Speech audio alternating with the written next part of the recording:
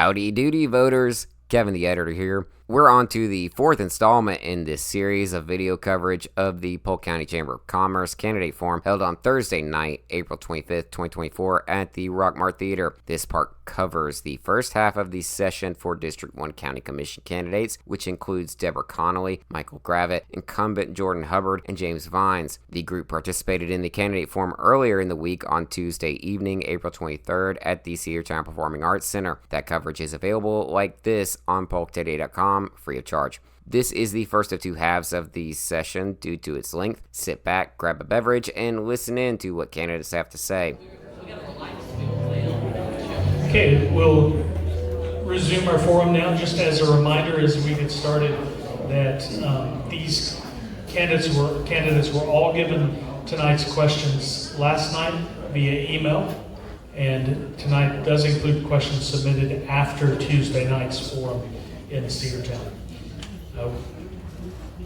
Because of the number of candidates, we are going to split up the Polk County Commission candidates. So we will hear from District 1 first. We will go through the questions, and then we will have them swap out with District 3, and then those candidates will answer the same group of questions. So please allow me to introduce our candidates for District 1 for Polk County Commission. They include our incumbent, Jordan Hubbard, James Vines, Debbie Connolly, and Michael Gravitt. And again, we will be rotating through the questions. We'll do that alphabetically with a different candidate will answer each question first. And in the interest of time, I'll ask the question once. And if you need me to repeat it for any reason, I'll be happy to do that. So Ms. Connolly, we'll begin with you with question number 1. What inspired you to run for county commissioner, and what experience and skills do you possess that make you qualified to serve? Well, thanks everyone for being here tonight. I just really like working with the public. I like to serve people whenever I can, and since I'm semi-retired, I have more time to do those kind of things. And my experience is 45 years of corporate experience, and that was in Washington, D.C., working for Fannie Mae. And I have my own tax business right now that does well, and it's called DAC Tax Service. And then for 18 years, my husband and I grew vegetables, and I did agricultural, and that was an experience, and I learned a lot about that. So just really working around the public, serving the public, helping people, fixing problems is what makes me feel comfortable and what I think I'm good at. Thank you, Mr. Gravitt. Same question. Mr. Gravitt. Yeah, so my desire to serve as county commissioner isn't something that I just decided to do on a whim. It's something that's been on my mind for quite some time. Up until now, it just hasn't been the right time for me. I have a servant's heart and I've served for many years. I don't take this opportunity lightly. The role that I'm asking to serve in affects many. Decisions made in this role is why I chose to put my name in the hat to be considered. I have over 25 years of proven experience. I have nearly 15 years of experience in local government, working with departmental budgets, day-to-day operations, and answering the hard questions from citizens of why this or why that. My experience speaks for itself. During my tenure at Paulding County, my team completed $50 million in capital improvement projects. During my tenure at Polk County, we made great strides improving the county's road infrastructure, and today, the Public Works team continues to make even greater strides with their constant improvements. Even though I'm no longer guiding that ship, I see the fruits of their labor as I drive around the county, and I'll say it doesn't go unnoticed. I also have an institutional knowledge of how Polk County operates from top to bottom. For me, it all goes back to me loving where I live and pride in my community. Nothing would thrill me more than for my kids to come home after college and continue their legacy right here at home. Mr. Hubbard. Yes, sir. Look, it's funny. I have a student today, third period. No joke, he's been very quiet the entire semester, and I got going on domestic and foreign policy, and he raised his hand and he said, Hubbard, why are you so passionate about government? And I was like, you know what? My wife asked me that question a great deal, but look, my exposure early on in my life has given me the idea that I wanted to serve. I've said this before. Growing up, when I was going through Perks Middle School, I had the opportunity to be a page with Bill Cummins, and as a young kid, dude, that changed my life. And I got to meet people like Senator Dean, and I thought, you know what? Maybe I can do something with my life. 10th grade, same thing kind of happened at Polk County Youth Leadership. I met Mr. Inslee and Hal Floyd, and two, the same thing. I thought, man, this is how government works. I can be a part of that one day. I graduated high school in 2006 with my wife, and the only thing I've ever wanted to do in life is be an educator. I've studied history and political science. I have a bachelor's in history and political science. I have a master's in history. Later on in life, after I was an entrepreneur, I was able to get back into the educational realm, and that's the area where they encouraged me to go back and get my master's in political science. And I'm thankful that I get to teach American government and encourage students on a regular basis to be civically engaged. A lot of the issues we've got coming up, we've got to encourage people to participate, but we also need to look for the future to remind them they too need to participate. We've got a lot of change coming, and I want to be a part of that conversation. My background, other than education, I served 2 terms on the City of Cedartown Commission before my wife made me move to the county, and then my life changed a little bit. But I've had the opportunity to get back into it, and I've been thankful for the opportunity. And I do my dangest every day to make sure I'm doing the best for Polk County, because this is where I'm born, this is where I raised, and this is where I'll be. Thank you. Mr. Bunce.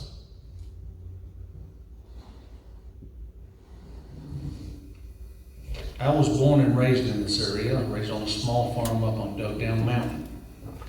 My dad was a preacher in this area and worked with a local public utility for nearly 3 decades. And he taught me public service is one of the highest callings a person can aspire to. Aside from working as a lineman, he also volunteered a lot to go around to minister in the nursing homes and to people that are shut in. And he'd take me with him. I have a lot of history in public service by serving in the U.S. military, the First Gulf War, a career in law enforcement that spanned over 23 years. As far as what makes me qualified to do this job, I have an extensive education in working in the public sector with law enforcement and with the military. I was a non-commissioned officer in the U.S. Navy and the U.S. Navy Reserves. I've been an instructor. I've led men and women. I've been required to teach men and women their skill craft as a mechanic. I currently run a small business here and own rental property in this county. And I think that my broad experience in working with people, whether dealing with the public directly or dealing with people that are incarcerated, gives me the qualifications to be an effective leader and to understand the problems that this county has and to be able to deal with them effectively. Thank you. Thank you. And we're working through these alphabetically. We should have had y'all sit alphabetically. That would have been less confusing. I apologize for that. So, Mr. Gravitt, you will answer this question first. How do you plan to address the most pressing issues facing our county, such as infrastructure, economic development, and public services? Yeah, so I feel like with our geographic location and the amount of growth that's coming to this area, that economic development is constantly changing.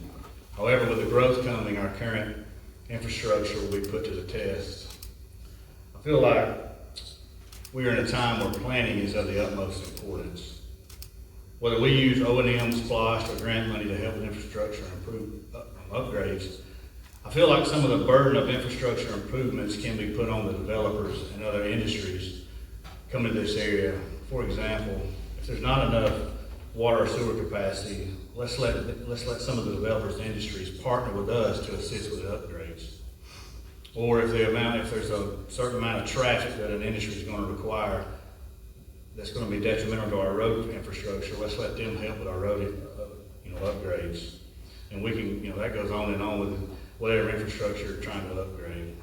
But as far as public service goes, there's always going to be a need for public service, whether we're adding new service or maybe even possibly removing. But before we start adding new services, it's my opinion, let's make sure that the current services that we currently offer are well supported and as good as they can possibly be. Thank you. Mr. Hubbard? Look, so economic development, that's one of those things that we're always wanting to talk about. We're always talking about industry. And, in a global world like we're in too, we're competing with, of course, all entities out there, including other states, which makes it very hard to compete. But we do need to be open-minded on looking at avenues of trying to bring in that industry. Too, what I hope is that, over time when that industry does come, it gives the ability for small business owners to build off that industry. I say this a lot, I'm not opposed to industrial growth. I am not, because usually what follows is small business owners, because they see there's needs within those areas that they can service and they can provide a business entity out of it. And that gives our locals to have an invested interest in that growth that's coming. But with that economic development, you also have a strain on services, right? So that's one of those things we got to make sure that we're looking ahead to make sure that we can handle, and that be infrastructure like sewer and water. But on top of that, what's the long-term plan of our county? What's that infrastructure look like? Is that partnering with our cities to bring that infrastructure along the highways, that we have areas in the county to make development happen? But with that too, we've got to keep making sure we're investing in our fire department. We have been lucky over the years to have volunteers who are willing to fight fire. Now they have the ability to have people during the day. It's a small step by all means, but there's full-time during the day. But we, again, are working very well with those people, trying to encourage a partnership between those part-time and full-time people, because Polk County needs them. And especially, is anybody, my exposure to fire in the city, I took it for granted because I lived in the city. When I moved to the county, I realized that protection obviously wasn't there. So not only is it good for our investments for industry and economic development, it's also good for the taxpayer that lives in the county who will pay less in insurance because of that fire coverage. Thank you. Okay. Mr. Bunce?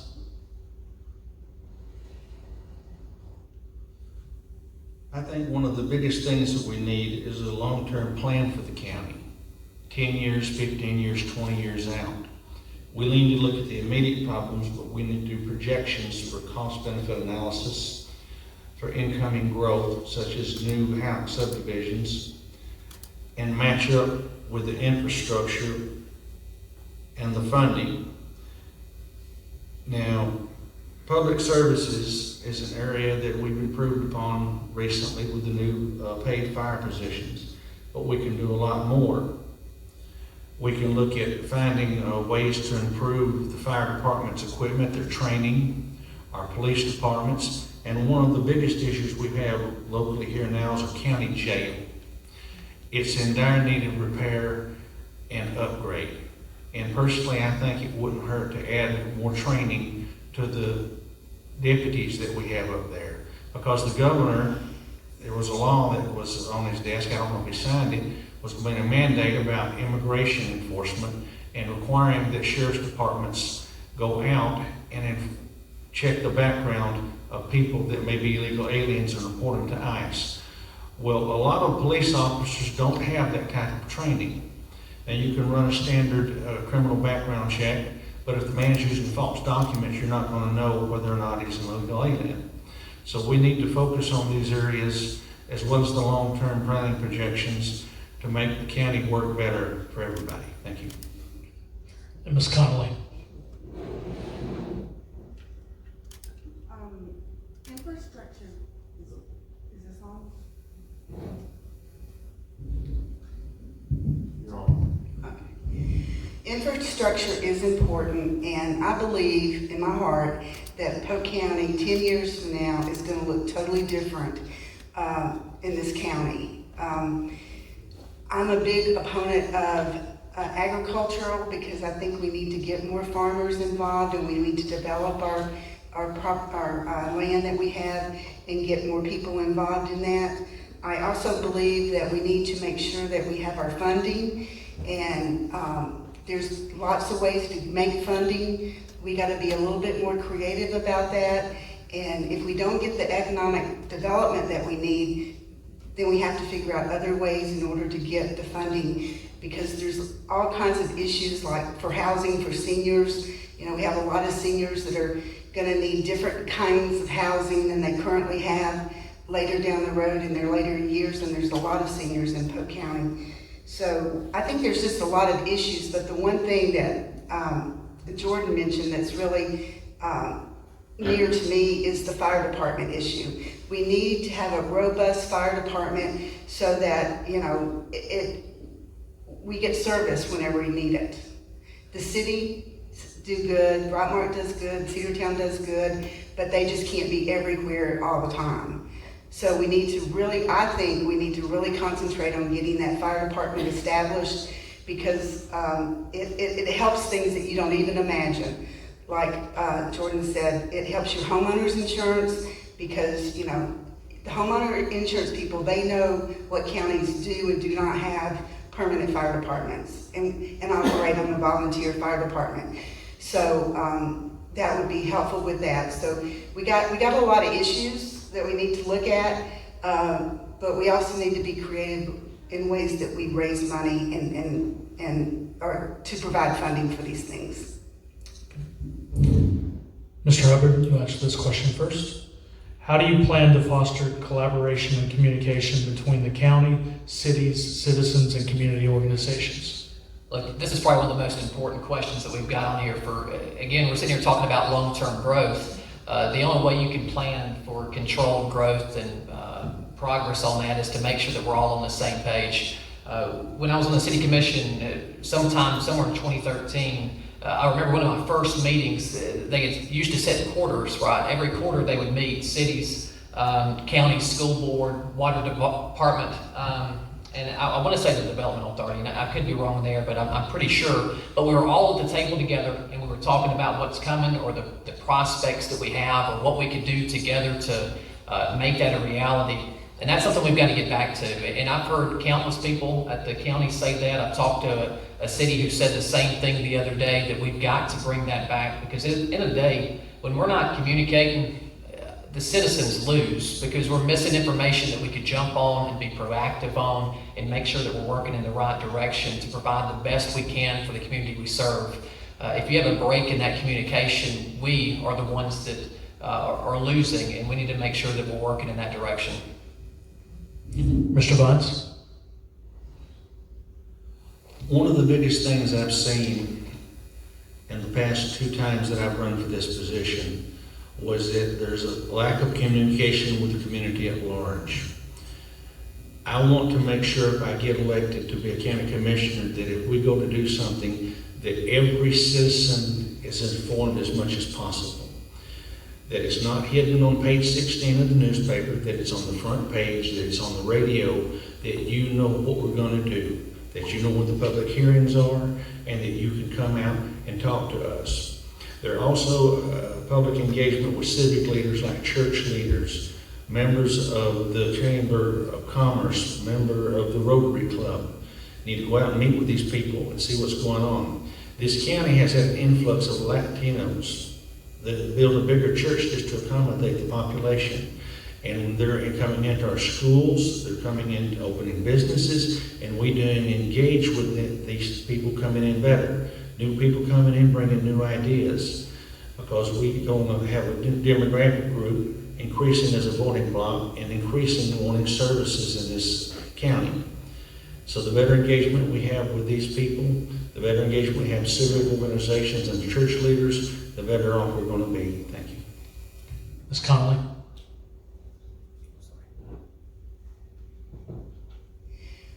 We have a lot of community organizations here in Polk County. I mean, there's just so many, you can probably can't name them all. And that's where all the counties and the cities and the citizens come together within these organizations that we have. So we have to foster that concept and that idea that, you know, we should support these organizations. We should help them and assist them at any time that they need, because, you know, that's where a lot of the good work in Polk County gets done. And so we should always be a cheerleader for these organizations and be there anytime that we can to help them foster their whatever organizations are doing. Now, it is true that, I mean, I'm not in public service right now, and I'm not in the government. So I don't really know what goes on in Polk County a lot. I don't hear it. I've read the budgets. I read whatever I can get my hands on. But from all the different organizations, I might be listening to the radio and say, that organization is going to meet. But there's no calendar. We need to do a better job at informing people that these resources are out there and that they should take advantage of them and help make Polk County get better. Okay. Mr. Gravitt. Yeah, look, communication is key. During my employment with Polk County as Public Works Director, I made it a point to collaborate and communicate with all three cities, being Rockmart, Cedartown, and Harrigan, the school district, and the water authority, whether it was, regarding day-to-day operations, it could be storm efforts, snow and ice, or just general catching up on industry standards.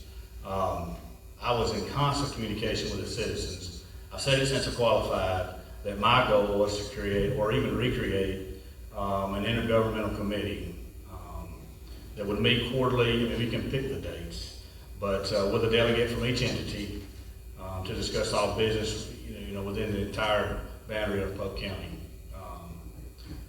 The fact is, we're all in this together, and all stakeholders are just equally as important.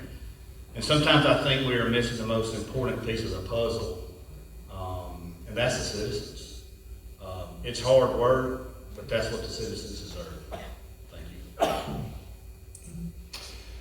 you. Mr. Vines, you'll answer this next question first. What is your vision for the future development in the county and ensuring it remains a beautiful place to work and live? Specifically, how would you address blight or neglected properties? Okay, like I said earlier, developing long-term plans for the growth of Polk County for infrastructure development is one of the ways to keep the county prosperous and to keep it beautiful. Some parts of the county are rural and development is difficult with regards to the topography we have. We have a lot of mountainous areas. Now, as far as blighted properties, in the cities, there are different rules and regulations than you'll have now in the county at large. Some people own land and they have houses on them that may be dilapidated, and there's a legal process you have to go through, and it involves the court system. We have a code enforcement division in our county government and city government that goes out and looks at situations, and they issue notices to people on property. But sometimes if you've got multiple heirs on a piece of property, it's going to be very difficult to try to pin down one person to get something done. So you're going to have to look at finding better ways, maybe adding new ordinances or different restrictions, because land changes hands. People move in and they want to build businesses. They want to take and rezone land. And these are things that will be dealt with the zoning board, the county commission, and with the ordinance division and the courts. Thank you. Ms. Conley?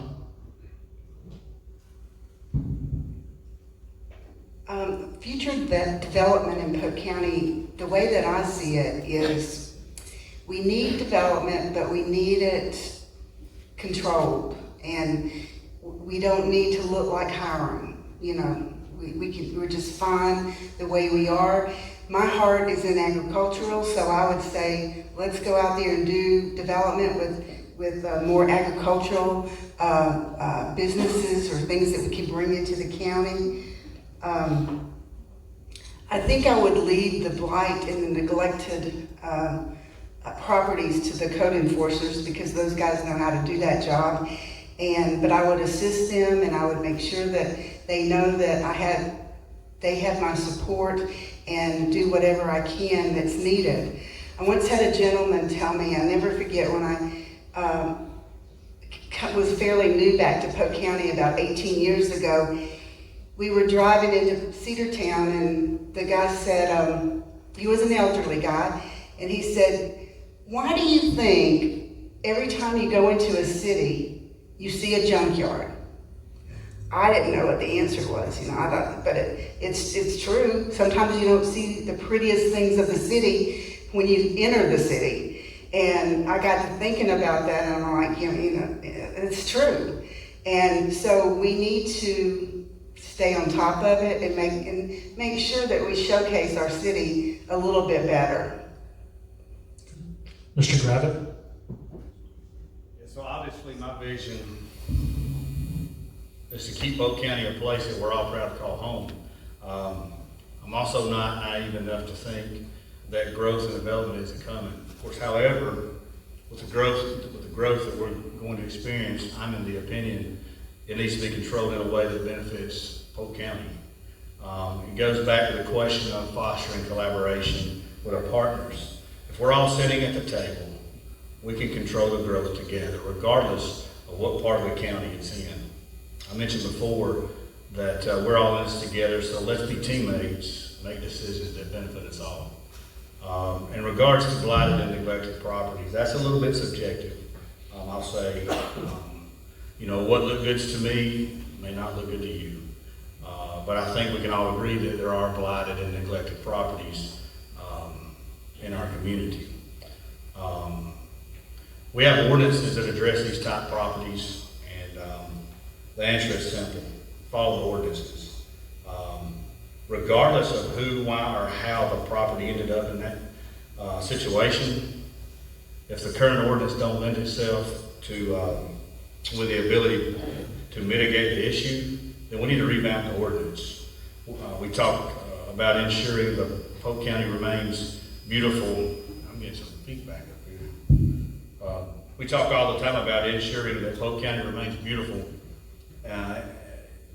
beautiful place to work and live. This is a very important piece of that equation. Thank you. Mr. Hubbard? Look, I'm glad to see this question.